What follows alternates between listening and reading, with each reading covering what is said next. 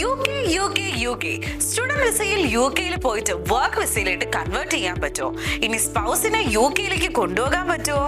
Course കഴിഞ്ഞ് ഇനി 2 വർഷം യു കെയിൽ നിൽക്കാൻ പറ്റുമോ? യു കെയിൽ ഇനി PR കിട്ടുമോ? ആകെ മൊത്തം ടോട്ടൽ ചോദ്യങ്ങളാണ്.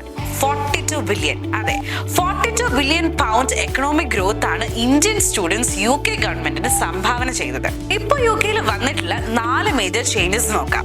2024 ജനുവരി മുതൽ ഡിപെൻഡന്റ് വിസ അഥവാ സ്പൗസ് വിസ ഉണ്ടാവില്ല.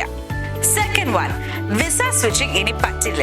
എന്ന് വെച്ചാൽ സ്റ്റുഡന്റ് വിസയിൽ യു കെയിൽ എത്തി കോഴ്സ് കംപ്ലീറ്റ് ആക്കാതെ ടയർ 2 വിസ കിട്ടില്ല. Third one, living expenses or show money change ആവാൻ പോകുന്നു. അത് എത്രയാണ് എന്ന് വഴിയേ അറിയാം. ഫണ്ടിങ് പ്രോപ്പർ ആയില്ലെങ്കിൽ വിസ കിട്ടില്ല. ഈ പറഞ്ഞ ചേഞ്ചസ് ഒന്നും PhD ചെയ്യുന്ന സ്റ്റുഡൻസിനും അതേപോലെ തന്നെ ടോപ്പ് റാങ്ക് യൂണിവേഴ്സിറ്റീസിൽ പഠിക്കുന്നവർക്കും ബാധകമല്ല.